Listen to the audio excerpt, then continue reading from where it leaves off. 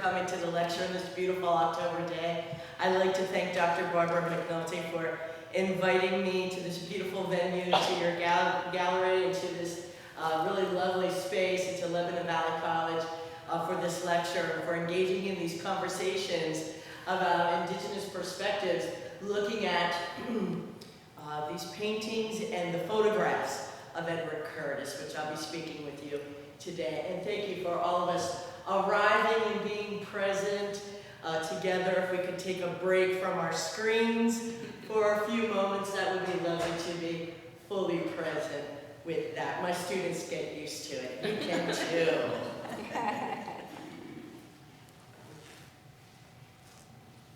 I want to begin with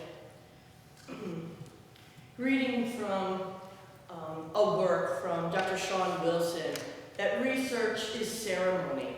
These are not ways that we talk in Western culture. That research is ceremony. That's an Indigenous cultural centric, a red-centric pedagogy and point of view. And so let's listen to this work, these words. Stories go in circles. They don't go in straight lines. It helps if you listen in circles, because there are stories inside and between stories, and finding your way through them is as easy and as hard as finding your way home. Part of finding is getting lost. And when you are lost, you start to open up and listen.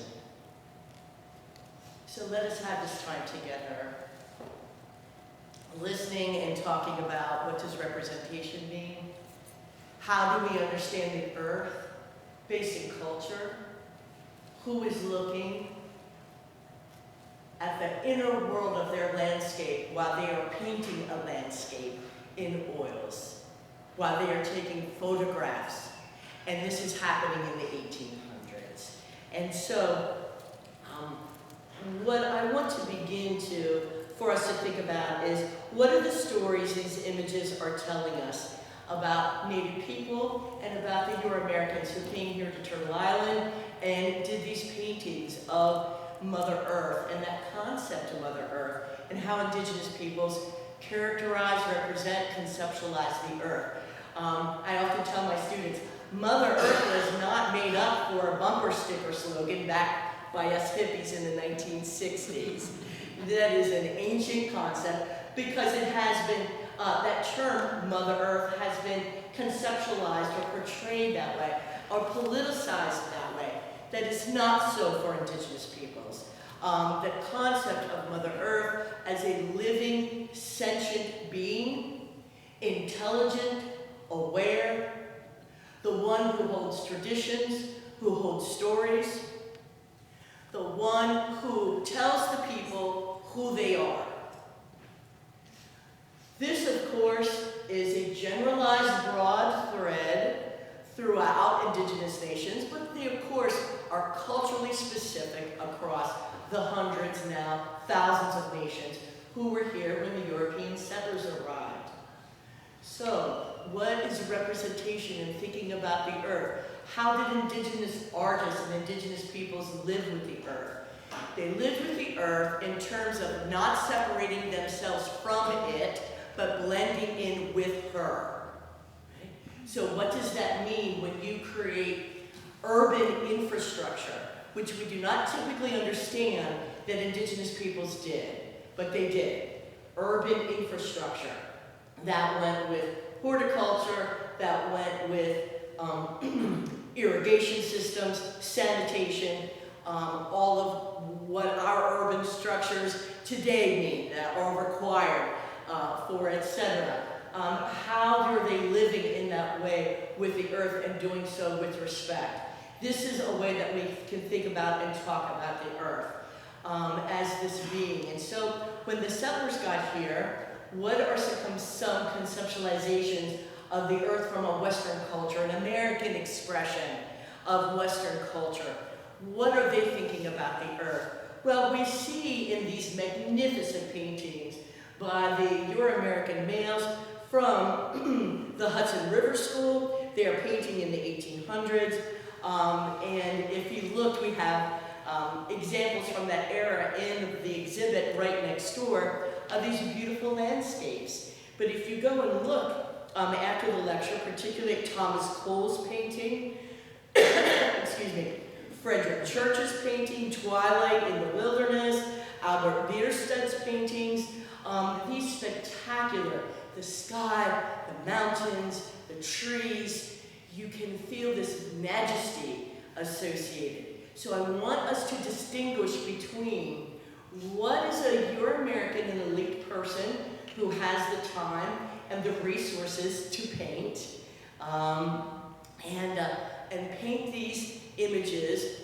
How are they different, their perspectives, from indigenous ones in relationship with the earth? Well, you can see reverence in those paintings, most certainly. You see the absence of human beings in most of these paintings. That human beings are not centralized in the paintings of these Euro-American men.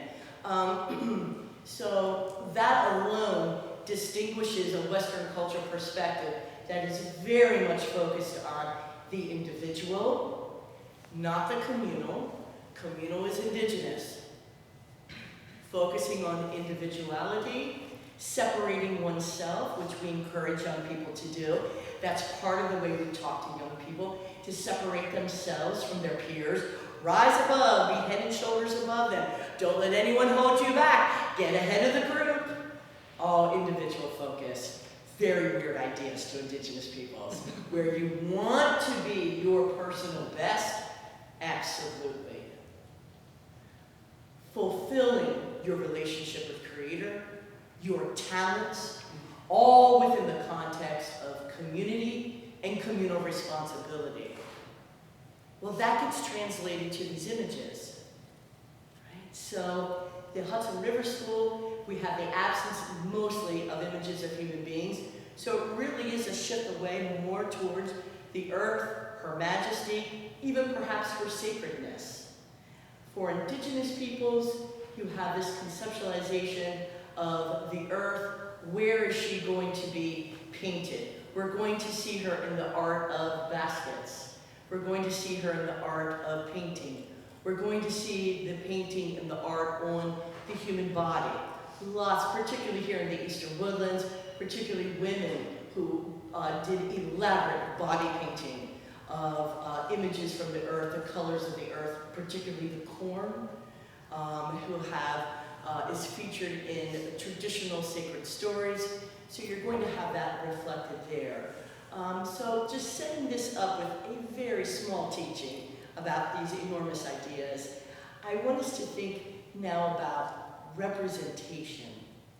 And representation is, it refers to how meaning is made in our minds when we're looking at images, we're hearing words, storytelling, music. So messages are created and meaning is created for us. And we must think about how are Native Americans represented in the words, arts, literatures, paintings, the stories, the histories, the academic curriculums, kindergarten through senior, 12th grade, college level curriculum. How are Native Americans represented historically, as individuals, and as nations? And so when we're asking that question, we know we are beginning to get into an area where it is grossly misrepresented or mostly omitted. So we're having histories about who we are in the United States, and often Native American histories are omitted, or they are conceptualized in the ways that Edward Curtis, a photographer whose work is in the gallery right now as well, as he represents Native American people. And so I want to talk about that a little bit. Who gets to create the messages of who we are? So for example, you, I imagine, would want the community of Lebanon Valley College and this town to decide that you get to represent yourselves and talk about yourselves and understand yourselves by you, right? You get to create those narratives, those images, etc. Not other folks from another town, right? Or from another city or from another country. Probably they're not going to get it right.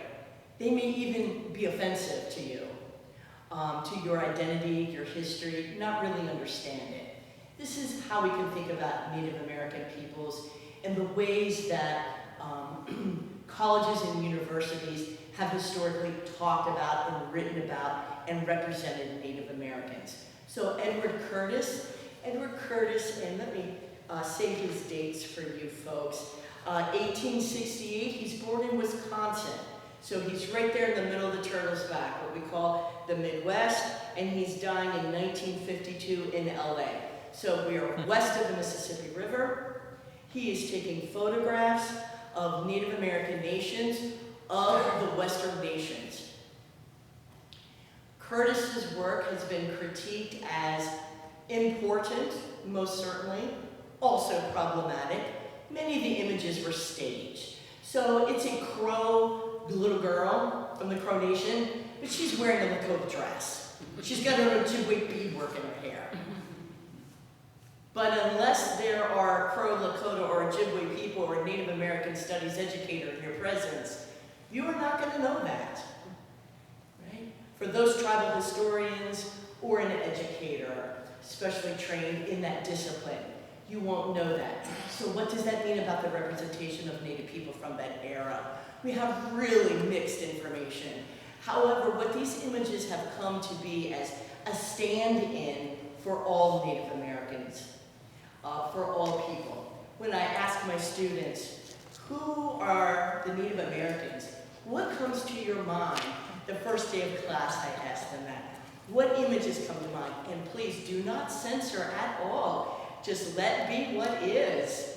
And they take some notes and they talk with each other and then they share. And knowing that they have full permission from me and I will accept their responses completely.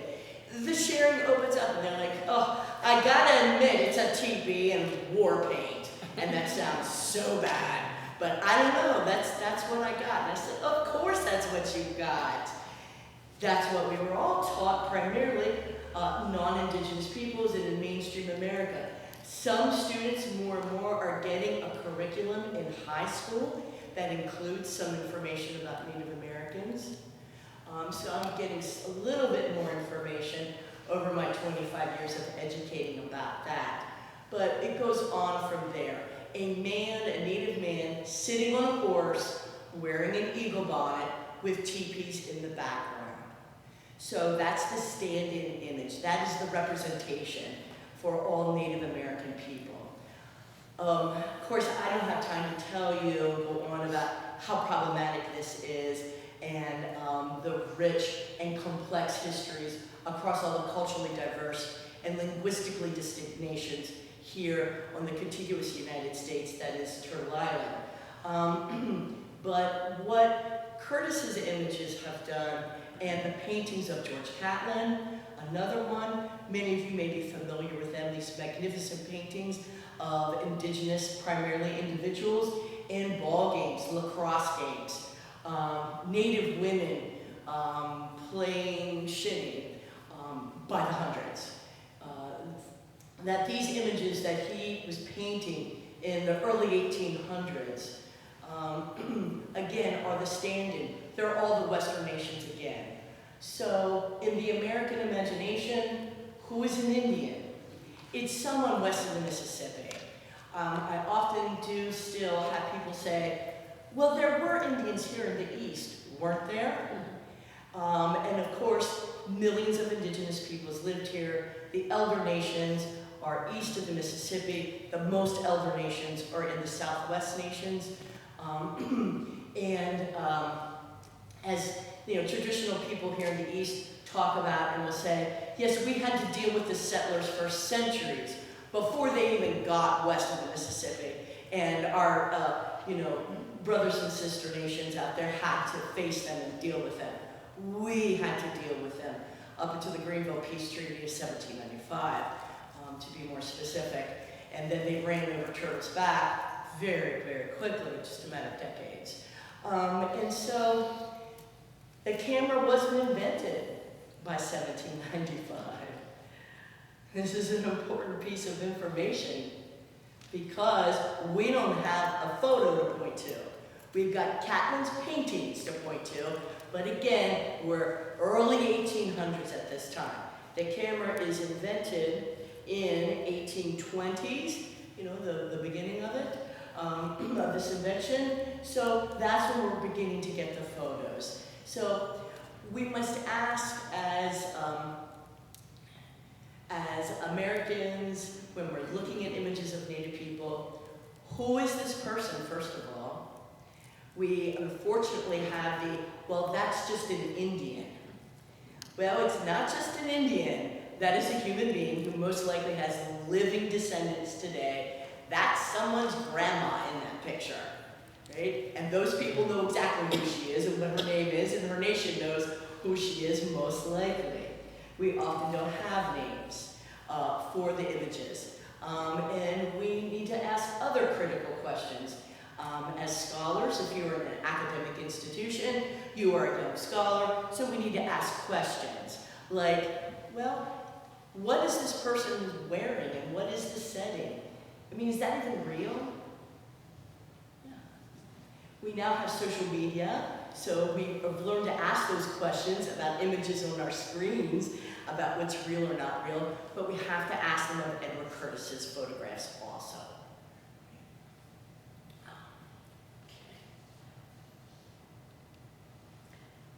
One other issue that I would like to address is the dying or the vanishing Indian motif.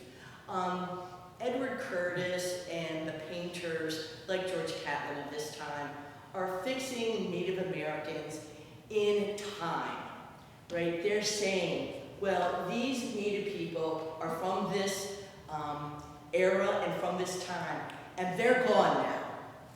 There are no real Indians anymore. These were culturally authentic, and these were the last of the people. This is called ethnographic salvage work that was developed in the budding anthropology departments, and this is around the early 1800s. So what these early anthropologists, and you have to say, I'm sorry, I'm so tied to this microphone, I'm going to stay out here. Can you hear me the same? Is there no change whatsoever? Okay, thank you, I'm released from my bondage.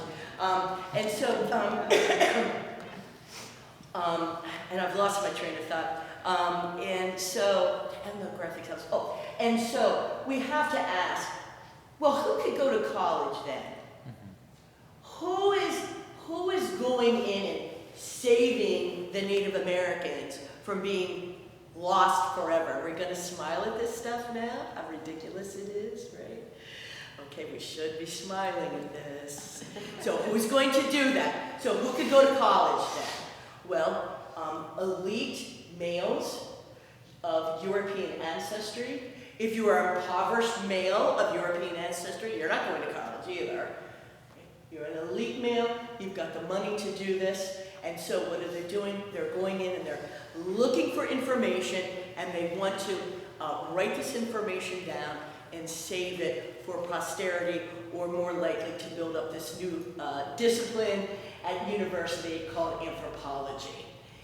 And so they did indeed do important work, writing down information. Franz Boas, for one, Arlie Kaidlicka, as another, who are the founders of anthropology, some of, Frank Speck here at the University of Pennsylvania, later on. And so they are writing down this information. But so again, we have to ask, well, what are they looking at? To whom are they speaking? What questions are they asking? And what are they going to be told? What are these indigenous peoples going to tell them? I mean, do you really think they're going to tell them all the answers to their questions? We should be smiling again, right? This is ridiculous, right? So we have partial information. Where do we go to find full information or more information, academic information from Native American? We go to Indigenous historians, Indigenous anthropologists who come from those backgrounds and have that traditional knowledge. Are they going to be sharing this in public, everything? Most certainly not, and nor should they be, of course. We don't have time to talk about why. And so, who is showing up in these Indigenous spaces and saying, we're here to study you? You're American males. In many Indigenous nations, only males speak to other males about the male tradition.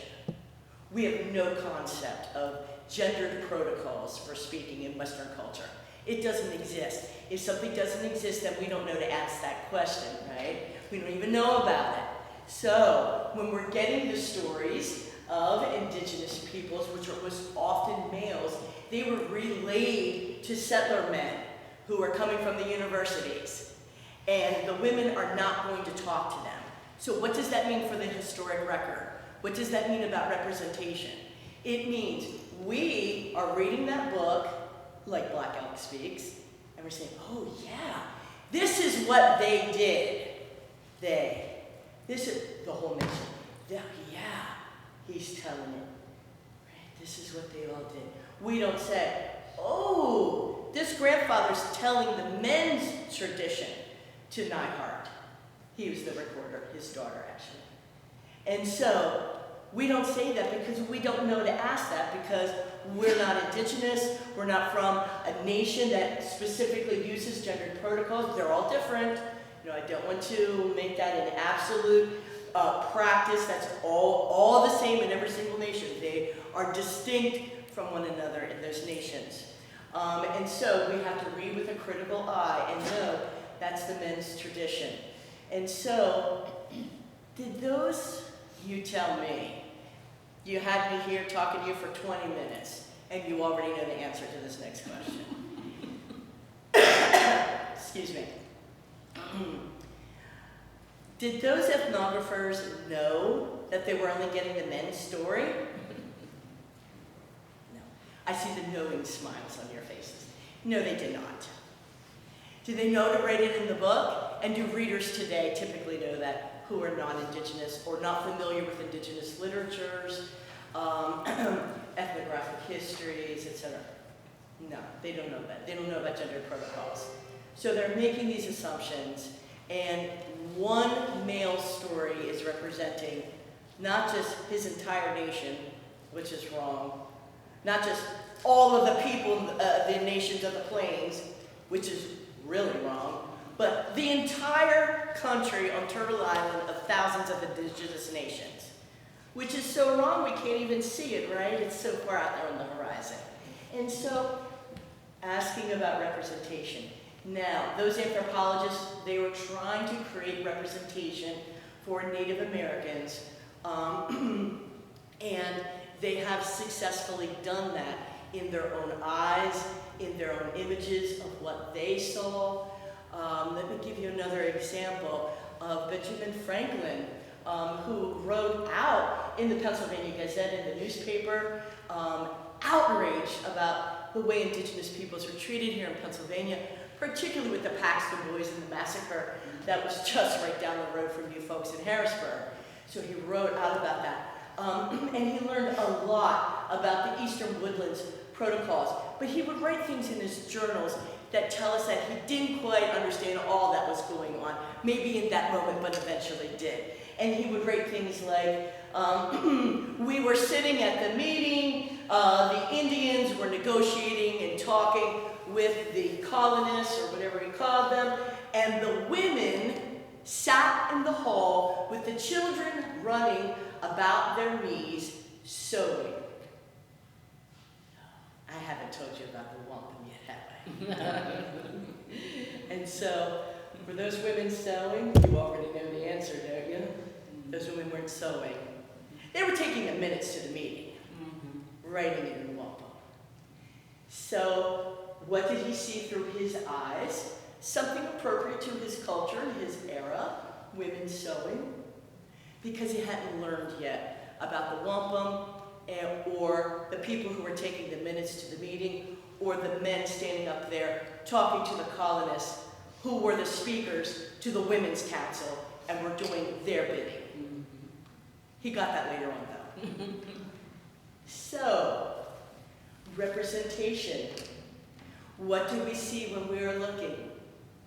How do we understand and what meaning is made in our minds from the images that we see?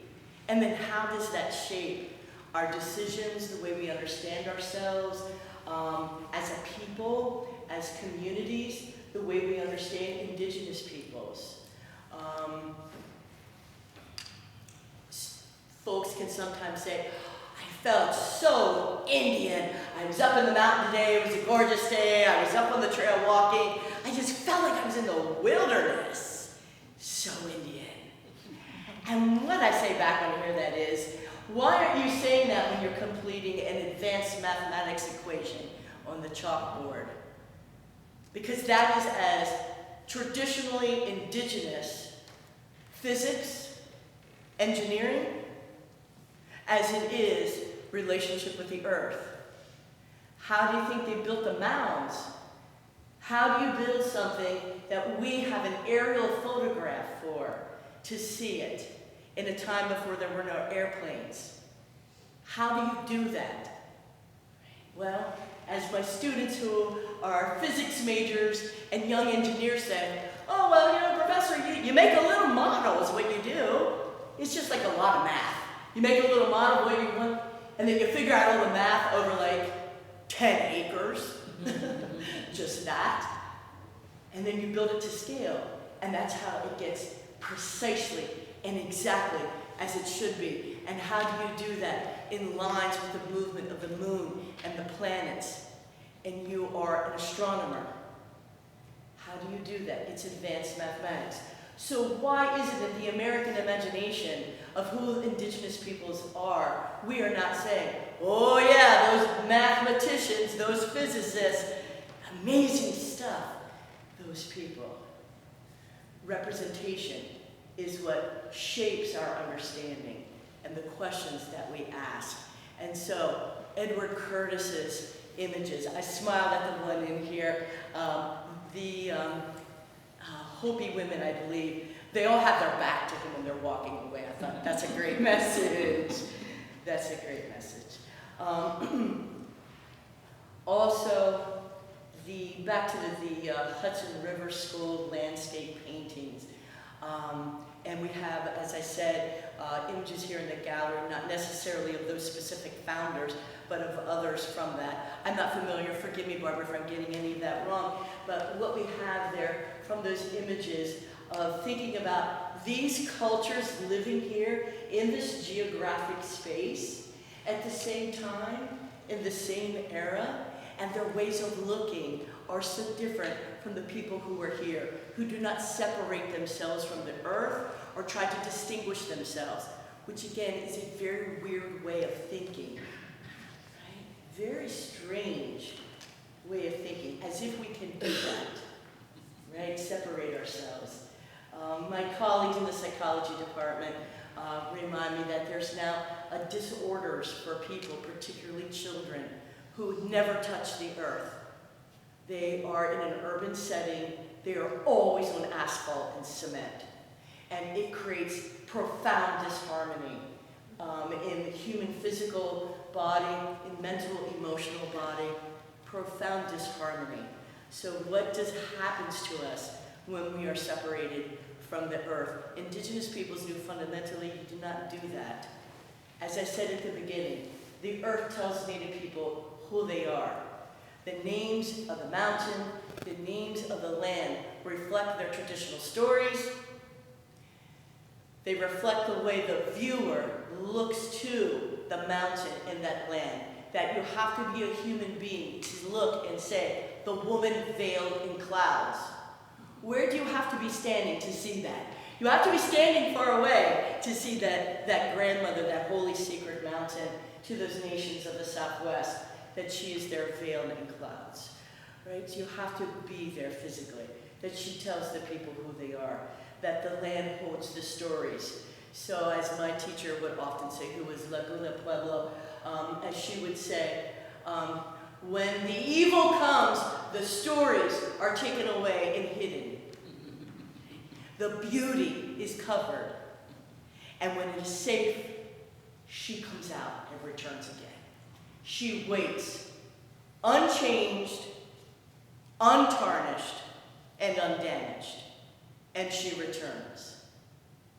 And so, I have to wonder, without being a scholar of the Hudson River School landscape painters, what were they seeing when they were doing these magnificent paintings of sky that just envelops you and the mountain and the land?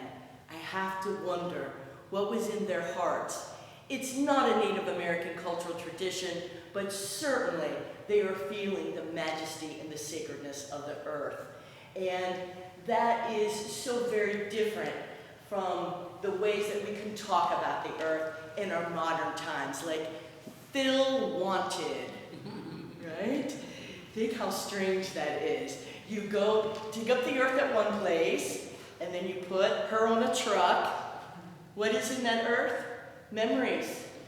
Intergenerational, ancient. It's not a cuteism, it's not Harry Potter, nothing against Harry Potter. It's not made up. These are not cuteisms, romanticisms, anthropomorphisms. It's not any of that. It is real and true. And so they put that dirt on a dump truck and drive it to Jersey and dump her there. Phil wanted, right, that the earth is understood in a Western cultural tradition, even though her beauty is appreciated, she's understood as an it, an object, not living, sentient, aware, awake. So if you are never going to say hello, or connect, or give a prayer, why is she going to talk to you? As I say, remember how we make friends? We have to talk to that person first, right? Hello, introduce yourself, have respect, and build connection, build relationship. So I wonder about those Hudson River School landscape painters. What relationships were they building with the earth? You have to have something in your heart to paint a sky like that. You know, those particular paintings are here. So we see magnificent skies in many of these though, but you can look at them on the machine, right? You can go and look that up and see these fantastic images. All right, let me see what yet I need to say to you. Are the indigenous peoples a dying race? There are no more real Indians anymore? No. At every class, my students bring in the information for the tribal websites, their new, beautiful, various, excuse me, their logos that are created. And after a couple weeks, the students are like, oh, I get that. That's like from the creation story. I see the white birds right there. Wow, that's right. The ancient into the now. The uninterrupted, continual presence of indigenous nations with their traditions. People say, well, they're having trouble with their languages. Yes, so they have language schools now. So they have the schools, and the young people come, the elders go into the schools, they have the tables where, you know, you come and speak the indigenous language. You know, Wednesday afternoon at 4 o'clock, come, the elders are meeting at the community center, and people come, and everyone's just speaking the language. That restoration. You have these adding to the curriculums, K through 12 and through college level. The Smithsonian National Museum of the American Indian has a fantastic program, Native Knowledge 360 Degrees. This is a summer program where K through 12 educators go, and I get these emails pretty frequently of, I want to put a book about Native Americans into my class, but I have no idea what to use or where to look, and if it's going to be right or true or authentic, or I don't want to give more colonial information to my students. And so in this summer program, the K through 12 teachers go down to the museum in Washington, D.C. I think it's about 1 or 2 weeks. And they get sort of a crash course in, well, I'm a history teacher, or I'm an English teacher, I'm a social studies teacher. Tell me books I can put into my classes in my 8th grade school back in anywhere in the country. And they have these programs. This is incredible progress. This is the way of the future. This is a corrective of having a full history of who we are as Americans, of American history, and respecting and honoring Native American people, so that we can look with some appreciation at the photographs of Edward Curtis, the paintings of George Catlin, and very much appreciate their artistry, their vision, their intentions, etc., but also have a much fuller and complete picture of having the people who understand those traditions and cultures talking to that, and a much more, a greater knowledge base in the larger population in our country. I am so looking forward to the day when I can ask my college students, well, who has read the autobiography, the memoir of Dakota scholar Sitka Lasha? I've never had a yes in 25 years. Her work is one of the most important collections of primary source document in the historic record of the boarding schools here in the United States. She is an iconic writer, just an iconic American writer. She was publishing widely in her era. 1876, 1938 was her death. And so, and the book, as I'll say to them, well, when might you have read this? What's an age-appropriate time? And they're like, middle school, junior high, you could read this. They could absolutely get this book. So my hope is more and more and more teachers will have that in their curriculum. But of course, they can't put it in the curriculum if they don't know about it. Right? So more education around that. And for greater representation and understanding that the Native people are still present here and they are representing themselves, right? Their literatures, their histories, their traditions, etc. Folks, we are just about at our time. Are there any questions you would like to ask or comments, anything you'd like to say? Thank you.